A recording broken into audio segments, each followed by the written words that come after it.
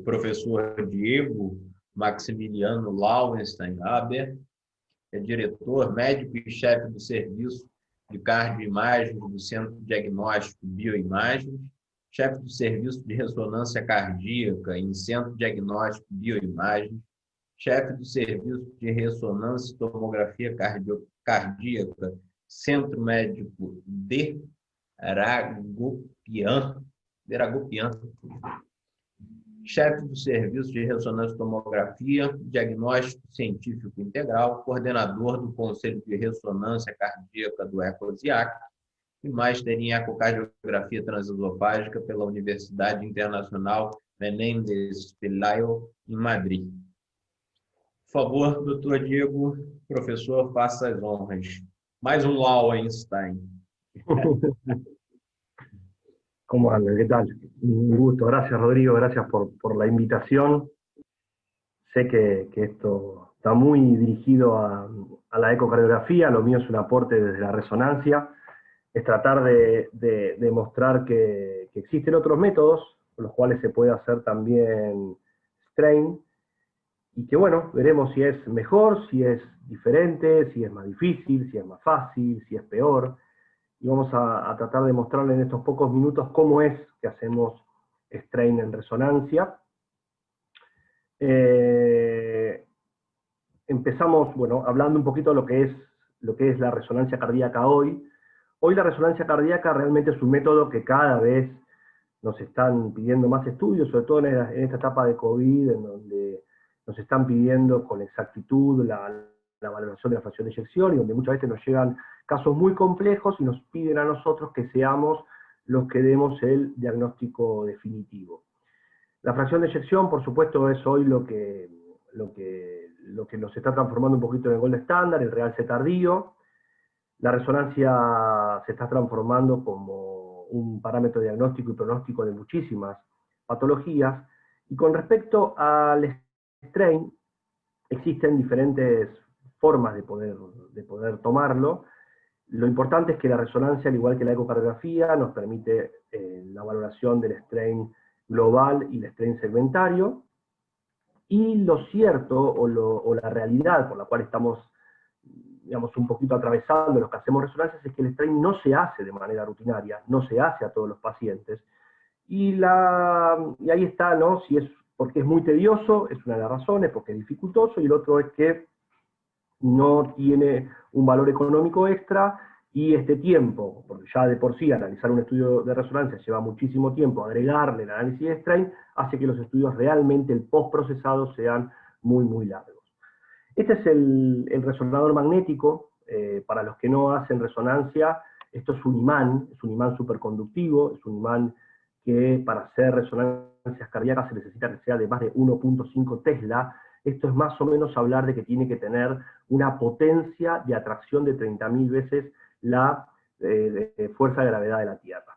Además del resonador o del gran imán, usamos bobinas o antenas.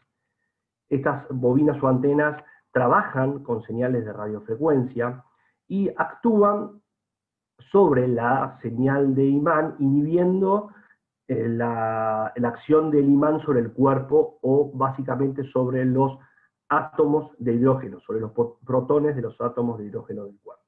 Básicamente, esta interacción entre el imán, que está permanentemente andando, y las antenas que emiten y reciben radiofrecuencia, es lo que terminan dando la imagen definitiva. Como verán, es bastante más complejo que la ecocardiografía. Por supuesto, verán que hay una limitación, que es la claustrofobia, ya que no se puede hacer con resonadores abiertos, requiere de una tecnología muchísimo más avanzada, pero logramos imágenes de muchísima más calidad. En general, en resonancia nosotros podemos hacer diferentes estudios. Estos estudios se llaman estudios de tipo T1 o morfológicos, que son estudios que los que nos dan, ahora vamos a ver algunas imágenes, son una imagen en sangre negra, que lo que nos permiten es una caracterización morfológica y tisular del tejido de muy alta definición. Después, si nosotros queremos buscar edema intramiocárdico, como por ejemplo un paciente con COVID, tenemos la secuencia de tipo T2, en donde lo que podemos nosotros hacer es resaltar aquellas áreas en donde haya inflamación u edema. Después tenemos las secuencias funcionales, que son las secuencias tal cual como ustedes ven los cortes en la ecocardiografía, 4 cámaras, 2 cámaras, eje corto, pero con imágenes de cine. Después tenemos la posibilidad de hacer tagging, que son bandas de saturación miocárdica para valorar deformación, y esta es una forma de poder valorar strain. Y otra de las secuencias, también para valorar strain, es la que se llaman la secuencia de FastSync, que es las Fast Strain Encode, que son secuencias muy modernas de cine, es un tipo especial de secuencias que viene solamente con una marca de resonancia, o sea, no es algo muy difundido, pero creen, y los nuevos trabajos indicarían que podría llegar a ser el futuro del strain. Entonces, para hacer strain en resonancia existen 3 métodos, que son mediante los estudios funcionales, mediante el tagging o mediante la secuencia de FastSync. Después podemos hacer estudios de fase para la evaluación valvular, y finalmente lo que hoy por hoy nos caracteriza del resto de los métodos es que podemos valorar realce tardío con la inyección de gadolinio. Nosotros inyectamos el gadolinio, esperamos 10 minutos, y en aquellos tejidos en donde el gadolinio no se lave, podemos entender, por ejemplo, en esta imagen de aquí, que tenemos fibrosis. Para concluir, como es un resumen de la captación de un estudio de resonancia, nosotros hacemos todas las imágenes basales. Dentro de estas imágenes basales podemos hacer las imágenes de los estudios morfológicos de T1, las imágenes de búsqueda de edema, como verán aquí, ¿no? Este es un paciente con una miocarditis, ven que hay edema intramiocardico, una miocarditis aguda. Podemos hacer el estudio de realce tardío, en este caso acá vemos un infarto que tiene una transmuralidad de apenas 20%, y acá sí una transmuralidad de más del 50%, ese porcentaje de transmuralidad nos habla si el tejido está viable o no está viable. Y finalmente, como les comentaba, los 3 métodos diferentes que tenemos para poder hacer strain. Por un lado el tagging, fíjense que son bandas de saturación que terminan trazando diferentes cuadrados, y esos cuadrados se deforman y producen o nos dan parámetros que ahora vamos a ver. El estudio funcional, vean lo que es la calidad de la imagen que nos da la resonancia, imágenes de altísima calidad. Este es un paciente, por supuesto, que tiene cardiopatía isquémica con un infarto apical, y las nuevas secuencias que les hablaba hace un ratito, que son las de Strain Encoder, que son el futuro, o lo que se plantea como que podría llegar a ser el futuro de la resonancia por strain, ¿no? Estos son los 3 de los que vamos a hablar ahora un poquitito, para poder saber cómo se hace strain. Entonces, como decíamos, hay 3 métodos: banda de saturación miocárdica, que es el tagging, feature tracking y FastSync. ¿Cómo hacemos la banda de saturación? Básicamente, como veíamos hace un ratito, se genera en el miocardio un dibujo en fin de diástole y un dibujo en fin de sístole. Esto, digamos, este cuadrado que genera el software mediante banda de saturación, por supuesto que se produce una deformación, y sabiendo cuál es el área inicial y el área final, nos puede dar un valor de deformación miocárdica. Ahora, muy bien, yo dejo la pregunta abierta, y ustedes imaginarán que esto es muy moderno, y que esto surge después de la ecocardiografía, y que tratamos nosotros de copiar la ecocardiografía, y yo les digo que esto se hace desde el año 85 aproximadamente. El tagging miocárdico es un método que prácticamente se inicia con la resonancia cardíaca, y con esto lo que les quiero decir es que el strain cardíaco es un invento de la resonancia cardíaca, no es un invento de la ecocardiografía.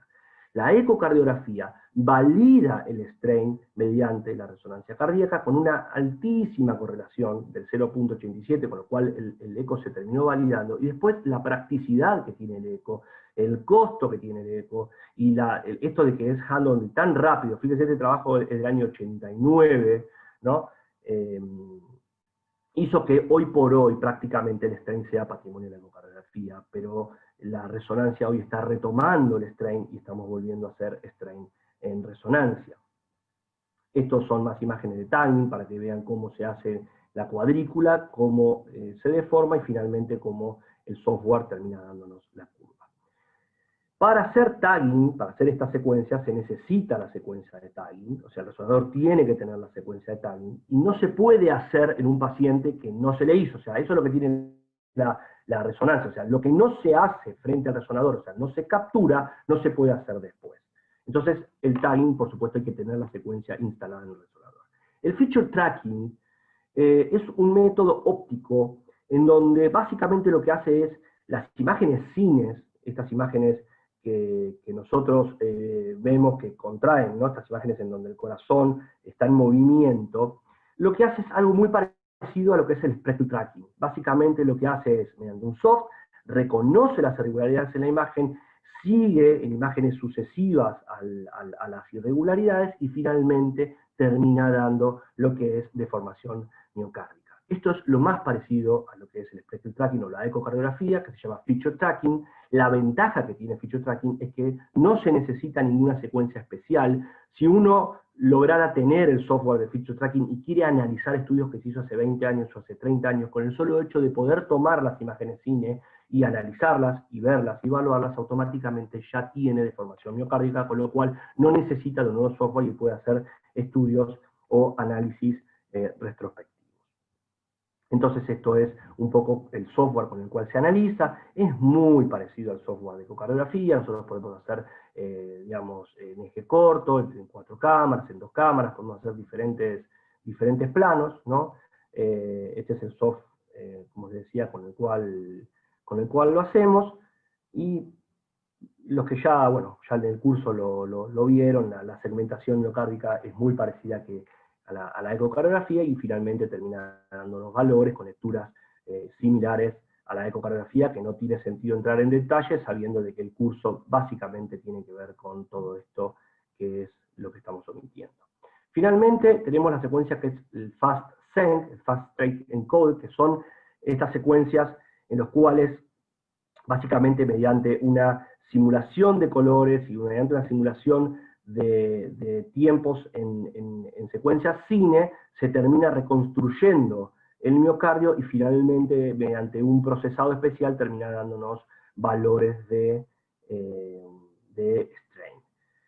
Lo cierto es que esta secuencia está validada con una sensibilidad altísima y una especificidad para poder identificar disfunción ventricular, y en función de estos trabajos que surgieron en los últimos 4 o 5 años, está siendo validado para diferentes utilidades dentro de la resonancia cardíaca. El FastSync sí es una secuencia que hay que adquirirla, hay que comprarla, y no se puede hacer de manera retrospectiva. ¿Cuáles son los valores normales? Bueno, lo cierto es que acá sí hay una discrepancia, y un poco lo que pasa con las marcas, ¿no? en la ecocardiografía pasa un poquito con los métodos en la resonancia. El feature tracking, además de tener todas las ventajas que hablábamos previamente, tiene la ventaja de tener valores muy parecidos a la ecocardiografía. Como verán acá en este trabajo donde se postulan valores normales, son muy parecidos a la ecocardiografía, y esta diapositiva muestra un poco cuáles son los métodos. Fíjense en que el tagging es el método que tiene valores normales muy por debajo a lo que es el feature tracking, ¿no? Con lo cual el tagging, verán de que, por supuesto, según el método que se hace, tiene cuáles son los parámetros de normalidad, y en función de eso, por supuesto que tiene una alta correlación interobservador. Pero hay que tener muy en cuenta, y cada vez que uno informa el método, debe colocar una tabla de valores normales, porque como nuestros lectores de los informes son ecocardiografistas, es necesario que tengan la tabla de valores normales. Ahora, ¿qué método es mejor de los tres? Lo cierto es que cuando uno estudia la misma cantidad de pacientes entre sí, los valores son muy diferentes. Todos tuvieron discrepancias en los valores obtenidos, con una P claramente significativo, ¿no? Pero el feature tracking resultó ser un método con muchísima mayor correlación inter e intraobservador, según este trabajo, y un poquito que es del año pasado, y es un poquito lo que hacemos resonancia. Ya les contaba, por el tema de la facilidad que tiene el feature tracking, de poder hacer estudios retrospectivos, que nos gusta un poquito más, y tratamos de que este sea el método un poquito que pregone, porque además es muy parecido a los valores normales que la ecocardiografía. Entonces, ¿cuáles son las aplicaciones que tenemos en resonancia con respecto al strain? Las aplicaciones son muy parecidas a la ecocardiografía, por supuesto. Podemos valorar diferentes cavidades cardíacas, en la miocardiopatía hipertrófica, la isquémica necrótica, la miocardiopatía dilatada y en la cardiooncología. Lo cierto es que en esto sí la resonancia está tratando de entrar en el mundo de la ecocardiografía y ver cuáles son las aplicaciones que tiene la ecocardiografía, y publicar trabajos muy similares, con misma metodología, para poder validar el método de la resonancia, el strain en resonancia. Por ejemplo, cuando hablamos de ventrículo derecho, hay software que uno lo puede hacer simulando que el ventrículo derecho es el izquierdo, o hay software que ya tienen el ventrículo derecho incorporado. Los valores normales, según este trabajo, hablan de un 18% de deformación para valor normal. Lo mismo se puede hacer en el eje corto. Esto es todo feature tracking, como ven, con el software del feature tracking. También tenemos la posibilidad, como decíamos, de hacerlo por timing, ¿no? Uno lo puede hacer el strain del ventrículo derecho, lo puede hacer por feature tracking, o lo puede hacer por timing. Con lo cual, tanto timing, feature tracking o fast tank sirven para hacer ventrículo izquierdo y ventrículo derecho. Respecto a la aurícula izquierda, este es un trabajo de feature tracking en donde, como verán y ya habrán visto en charlas previas, los valores de la resonancia son la mitad aproximadamente de los valores que declaran los trabajos de ecocardiografía, con lo cual un valor normal en la fase de reservorio está cerca de 29 más o menos 5, en la fase de conducto 21 y en la fase de contracción más o menos 8. O sea que más o menos los valores de aurícula izquierda son la mitad de lo que representan los valores en la ecocardiografía. También se puede hacer la aurícula derecha, con lo cual es un método que se puede hacer en todas las cavidades. Respecto al hecho de que si el feature tracking o los métodos se pueden hacer pre o post contraste, yo les hablaba de contraste, es muy importante que sean adquiridos previo a la inyección del contraste como método de hacerlo. ¿Por qué? Porque post contraste tiene muy poca reproducibilidad y es muy diferente los resultados obtenidos entre hacerlo antes de la inyección del contraste o después de la inyección del contraste. Esto es importante porque muchas veces nosotros esos 10 minutos que tenemos entre que inyectamos el contraste y tomamos el realce tardío, son minutos en donde nosotros tratamos de adquirir secuencias, como por ejemplo las que son las secuencias valvulares de Q-Flow, o secuencias de algunas cines que podamos llegar a hacer. Con lo cual, no está dentro de esas secuencias que se pueden hacer dentro de los 10 minutos la obtención del feature tracking o del strain. El MioStrain, que es este método que yo les hablo, que se hace con FastSync, es un método que hay un trabajo que se presentó el año pasado en el Congreso Europeo de Cardiología que demostró que es superior incluso al eco y a los biomarcadores como predictor precoz de disfunción ventricular, con una altísima sensibilidad y una altísima especificidad cuando el valor de strain es menor a 17 en aquellos pacientes que reciben quimioterapia.